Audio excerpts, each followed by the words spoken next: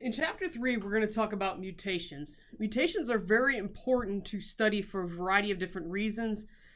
We can use them to study different evolutionary events that have occurred. We can use them to study changes in bacterial patterns. We also use mutations a lot to study how individuals differ in human, plant, and animal populations. Mutations are a little bit easier to study in bacteria because they have a haploid chromosome. A haploid chromosome indicates that if you have a mutation occur in the chromosome, it's going to have to be expressed somehow, some way. In eukaryotes, they do have a diploid-based system, which allows for one chromosome to perhaps take over for the other in the event of a mutation.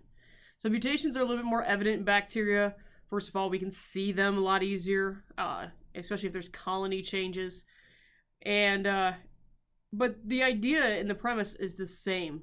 Mutations are mutations. Doesn't matter if you see them in bacteria or in eukarya, it is a change in the DNA that can be passed on to new offspring. So we're going to talk a little bit about mutations. We're going to talk about how they can change, and more importantly, we're going to talk about how we can use them. So these are just several terms from the chapter.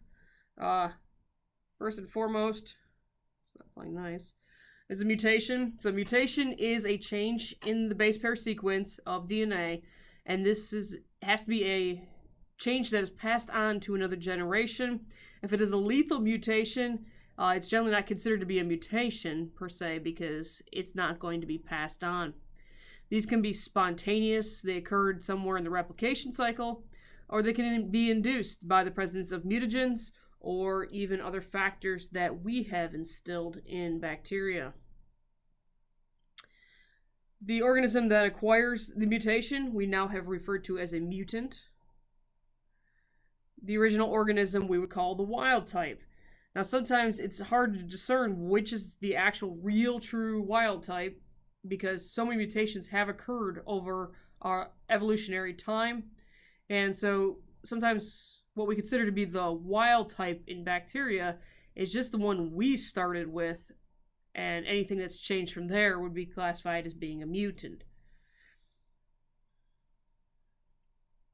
Mutants lead to different variants and strains in the same species of organism, so there's slightly different phenotypes, slightly different genotypes throughout a bacterial species. We don't use the term allele too much in microbiology, but it can be used to talk about the same area in a chromosome. So if we're talking about a gene in the mutant versus the gene in the wild type, we can refer to that as an allele because they're the same area, the same basic properties, but there's different genotypes, different phenotypes of that area. So we can refer to it as an allele, but more often than not, that's mostly utilized in eukaryotic genetics, talking about the same position on homologous chromosomes. We talk about genotypes. Genotypes are any kind of change in DNA sequence. So an actual base pair change would be a genotypic mutation. If that genotypic mutation results in some change in physiology, we call that a phenotypic mutation. Typically with bacteria, if we see one, we'll see the other, although the phenotypic may not be readily observable because it may just be an alternative metabolic type, or we might have a slower growth, or perhaps one of the toxins is missing. So phenotypic changes may occur, but they may not be readily available and readily apparent. With eukaryotes, genotypic changes don't always mean phenotypic changes because they do have that backup chromosome. There's a variety of different ways we can name mutants. Naming mutants is often usually just a personal preference, especially when it comes down to the organism level. If we make a mutant organism, it doesn't really matter what you call it. You just got to give it a designation. And so a lot of times people put their initials in there or put some kind of designation in there that's just important to them, and then usually give it a number designation as well. So a lot of times you'll see something like, if I discovered a mutant, I would just put my initials and then perhaps a number. First mutant I ever discovered. I haven't discovered one yet. I don't play with mutants that much. With genes, we usually give it a new letter designation. So if it was gene A, we would just call it gene E. And the same thing would be for protein. So if the wild type was gene A, we would just call the protein gene B, C, D, etc. That's how we would denote the gene and protein.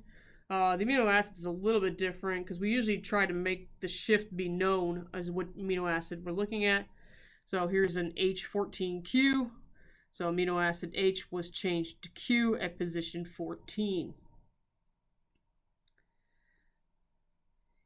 If the phenotype results in a deletion, we often refer to it as having a minus. If it picks up something, a plus.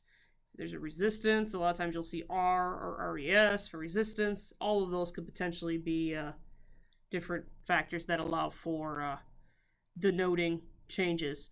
Another common one that we see a lot is the delta sign. So delta means change. So change in fill F, change in fill AB, change in not fill FLA AB2. So different changes can result in different phenotypes. So here's the wild type, here's the wild type phenotype, and you can definitely see that there's different phenotypic changes depending on which protein you're looking at and how it was changed. Delta usually means deletion, but sometimes people can use it just to indicate change.